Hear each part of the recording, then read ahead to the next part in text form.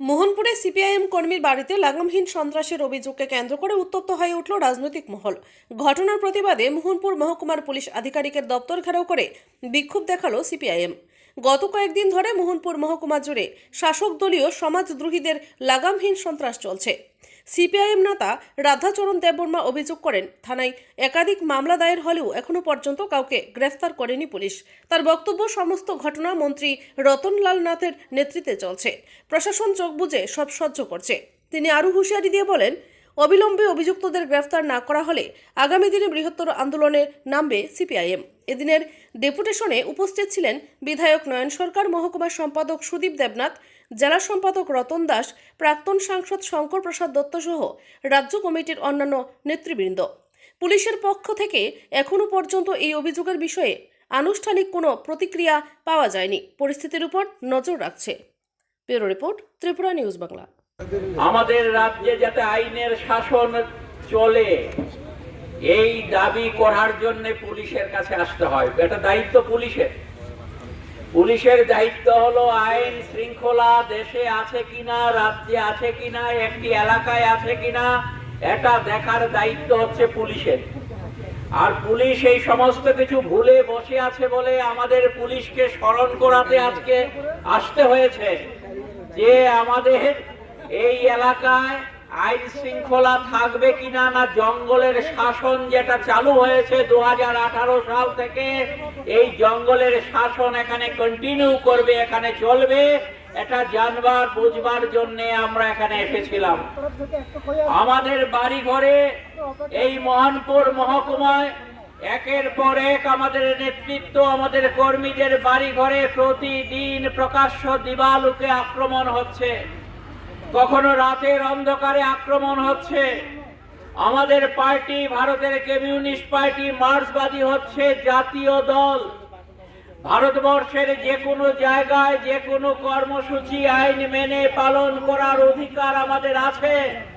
কিন্তু আজকে এই ত্রিপুরা রাজ্যে এমন একটা জঙ্গলের শাসন, এখানে সিপিআইএম কোনো কাজ করতে পারবে না, এখানে আইনের শাসন চলবে না, পুলিশ এখানে ছোট জগন্নাথ হয়ে বসে আছে।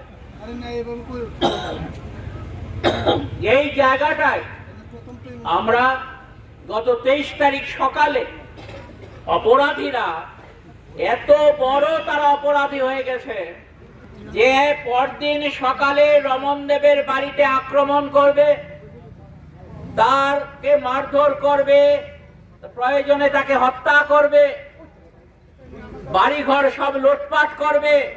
এই সমস্ত কিছু তারা প্রস্তুতি নিয়েছে, পরিকল্পনা নিয়েছে, পুলিশ জানে না। রাতের বেলায় তারা এফআইআর করে বসে আছে। রমন দেবের সাথে তাদের কোনো দেখা সাক্ষাৎ নেই, কিন্তু সেই জায়গাটায় তারা বলছে যে রমন দেব নাকি তাদেরকে মেরেছে।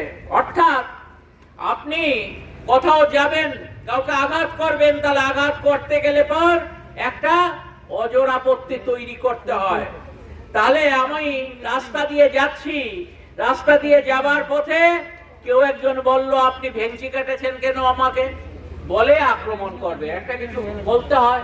তাহলে বলার কাজটা করেছে, মিথ্যা মামলা দিয়েছে আগের দিন রাতে, পরদিন সকালে রমন দেবের বাড়িতে যা কিছু গুরুত্বপূর্ণ জিনিস আছে, সামগ্রী আছে, সব লুটপাট করেছে, বাড়িঘর ভাঙচুর করেছে। এবং এইগুলো পুলিশকে আগে জানানো হয়েছে। জানানো সত্ত্বেও পুলিশ সেখানে আটকাবার জন্য যায়নি, 2 ঘন্টা পর গেছে। যাবার পর পুলিশও মার খেয়েছে। লজ্জা হওয়া উচিত পুলিশের যে আক্রমণকারী যারা তাদেরকে আটকাতে গেল, পুলিশ সেখানে মার খেয়েছে। জানি না পুলিশ এটা বলবে কিনা। এখন পুলিশের দায়িত্ব হচ্ছে নিজেদের রক্ষা করা, ত্রিপুরাটাকে রক্ষা করা, মানুষকে রক্ষা করা, এটা হচ্ছে পুলিশের দায়িত্ব। আর আমরা ওই এখানে এসডিপিও সাহেব নেই, লেফুঙ্গা থানার ওসি তিনি এসছেন, নতুন এসছেন গত মাসে। আমরা উনার কাছে জানিয়েছি যে আপনি এসডিপিওর হয়ে দায়িত্ব নিন। আমরা আজকে আপনাকে জানালাম আমরা কয়েকটা দিন অপেক্ষা করব। যদি আপনার পুলিশ প্রশাসন কোন রকম ভূমিকা পালন না করে, ঘটনা কি একটাই, একটা তো না, গান্ধীগ্রামের সাংবাদিকরা মার খায়, ত্রিপুরা রাজ্যে এরকম ঘটনা নেই। এই সময়ে ত্রিপুরা রাজ্যে প্রায় 100-র কাছাকাছি সাংবাদিক মার খেয়েছে সোনার টুকরো ছেলেদের হাতে। জঙ্গলের শাসন যারা কায়েম করেছে তাদের হাতে সাংবাদিকরা সেখানে আক্রান্ত হচ্ছে। আমাদের বিধায়ক এলাকাটা কার টাকা? আমার আপনার টাকা, পুলিশের ঘরেরও টাকা, সাধারণ মানুষের ঘরেরও টাকা। এই টাকা থেকে ফান্ড তৈরি হয় সরকারের। এই ফান্ড বিধায়করা পান বছরে খরচ করবার জন্য। এই তহবিলটার নাম হচ্ছে বিধায়ক এলাকা উন্নয়ন প্রকল্প। এই প্রকল্পে বিধায়করা জনগণের চাহিদা অনুযায়ী জনগণের কল্যাণের জন্য কাজ করেন। আমাদের এই যে আমরা যেখানে দাঁড়িয়ে সভা করছি, এই 3 বাবুটিয়া বিধানসভা এলাকার বিধায়ক নয়ন সরকার জনগণের আকাঙ্ক্ষা চাহিদা অনুযায়ী জনগণের কাছে বিদ্যুতের আলো পৌঁছে দেওয়ার উদ্যোগ গ্রহণ করেছে, ব্যবস্থা গ্রহণ করেছে। একটি খুঁটি লেগে গেছে, বিদ্যুতেরও ব্যবস্থা হয়েছে। দেখলো বিজেপির লোকেরা এরকম যদি উন্নয়নমূলক কাজ হয় মানুষ খুশি হয়ে যাবে। আগামী বিধানসভা নির্বাচনে বাবুটিয়া বিধানসভা এলাকায় সিপিআইএম কে পরাজিত করা যাবে না। তাহলে কি করতে হবে? এই বিধায়ক এলাকা উন্নয়ন প্রকল্পের কাজ যাতে আরেকটা খুঁটি না লাগতে পারে, আর উন্নয়নমূলক কাজ না হতে পারে, তার জন্য তারা বাধা সৃষ্টি করলে। এমনি করে এটা হচ্ছে গত 7 দিনের ঘটনা বললাম। প্রতিদিন এই মোহনপুর মহকুমার মধ্যে আজকে জঙ্গলের যে শাসন কায়েম হয়েছে, আমরা পুলিশ অফিসারকে এই বিষয়টা জানিয়ে বলেছি।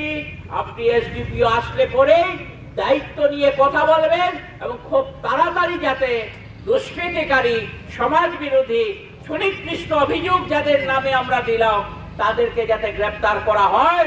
যদি না করা হয় আপনাদেরকে আমরা জানাচ্ছি, যে কোনো সময় যে কোনো ধরনের কর্মসূচির জন্য যদি অপরাধীদের তারা না ধরে, তাহলে আগামী দিনে যে কোনো ধরনের কর্মসূচির জন্য আপনারা তৈরি থাকবেন। আমরা দেখব পুলিশ অপরাধীকে ধরবে না ভালো মানুষের উপর সেখানে অত্যাচার করতে সাহায্য করবে। এই কোটি কথা বলে যারা এই কর্মসূচিতে অংশগ্রহণ করেছেন আপনাদের সকলকে অভিনন্দন জানিয়ে